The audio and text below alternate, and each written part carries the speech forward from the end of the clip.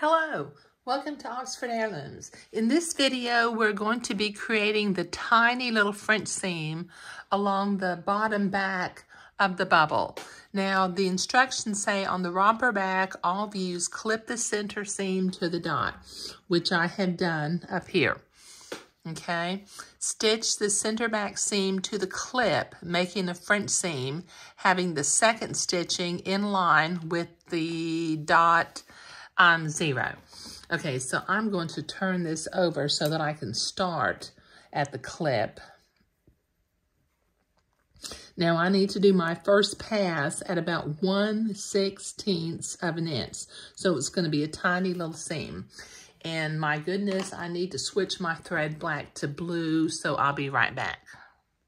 Okay, so I've got blue thread now. Now, once again, doing a 1/16 inch seam allowance, I'm going to sew the first pass of my French seam.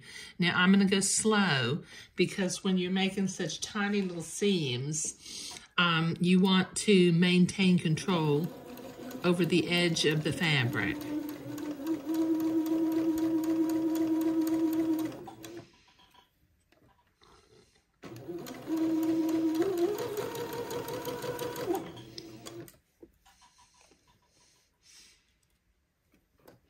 Now, this fabric has been handled just a little bit, so I've got some little fuzzies along the edge of this curve that I'm going to have to trim before I can press it to one side and then flip it and do the second edge, the second pass of the straight seam, of the French seam.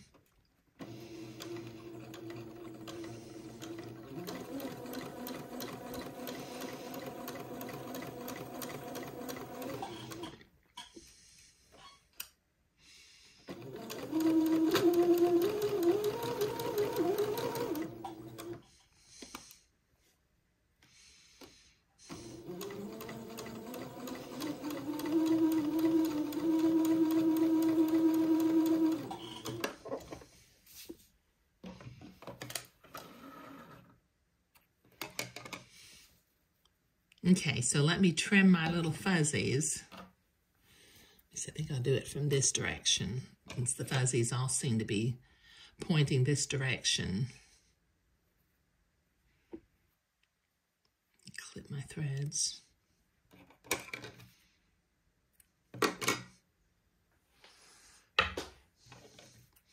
Trim these fuzzies, and then I'll go to the ironing board and press this little seam to one side.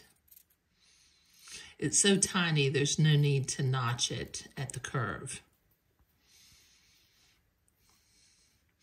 And it is on a curve, so it should just ease back around.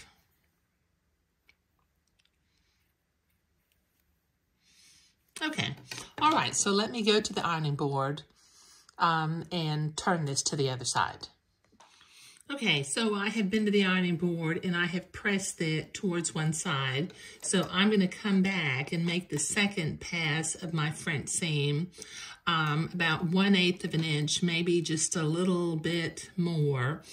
But I'm going to start at the dot. Let me lower my needle into the dot. And I'm going to go forward and backward a couple of stitches just to tack that seam into place. And then very slowly, I'm going to make the second pass of my French seam. Now this makes for a tiny, tiny, tiny little French seam.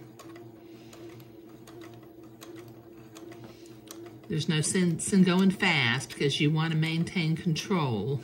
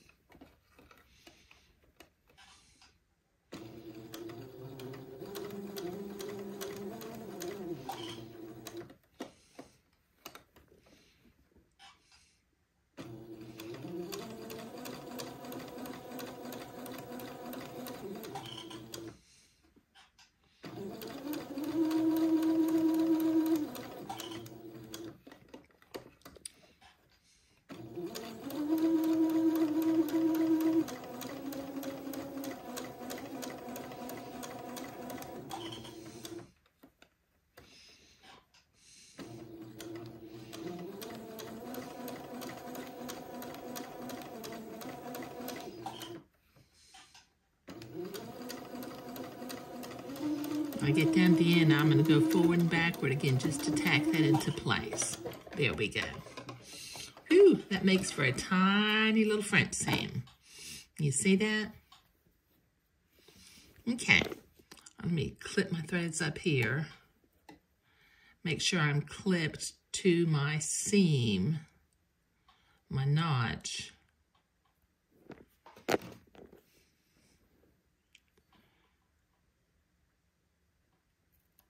There we go. I got one more thread on the other side.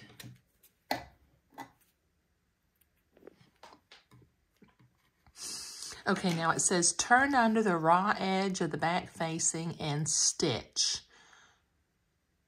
Turn facing to the right side along the fold line. Let's see.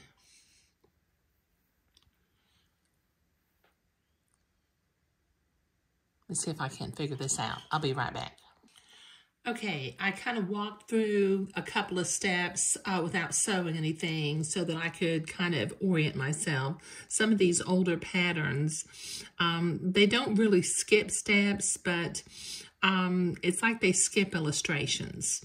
Okay, so you have to be able to follow the directions if you don't have an illustration. Okay, so what we want, what I have done, the bottom of the facing, I have folded it up. You see that? Now I have folded up both sides of the back facing. Now what I'm going to do, about 1/8 of an inch from the bottom of the facing, I'm going to sew a little hem, very much like I did along the side. So let me do one at a time.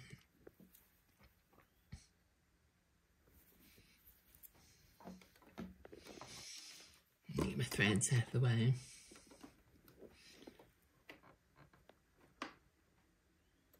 And sew a little hem. Make sure I don't get the other facing. Just sew to the clip.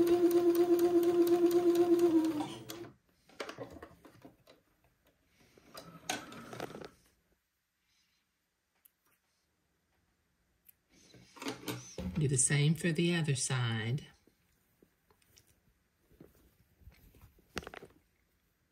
This time I'm going to start at the clip.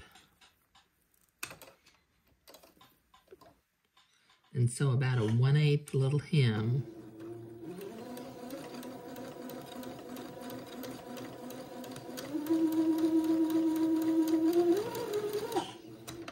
And that holds the bottom of that facing into place.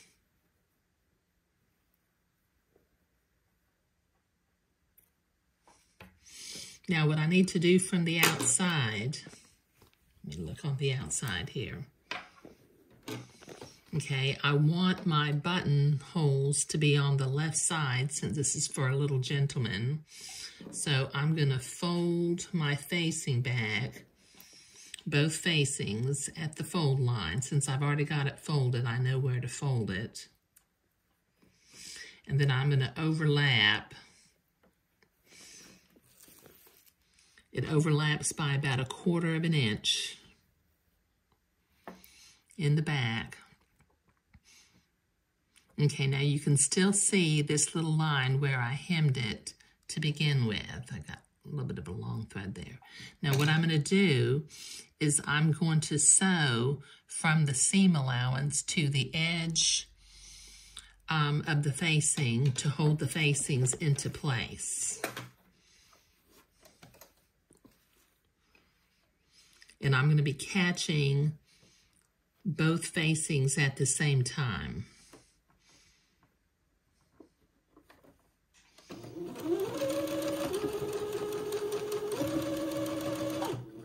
There we go.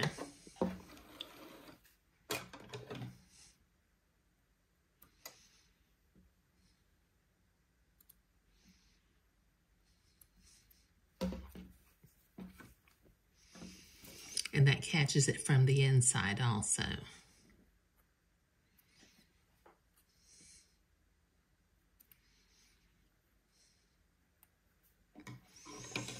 There. Now from the back,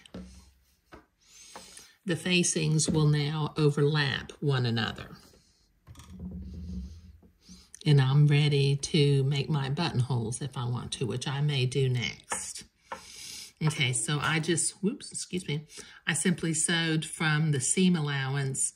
I went a little bit over, but that's okay. But, you know, you want to tack that down at the bottom of the facings.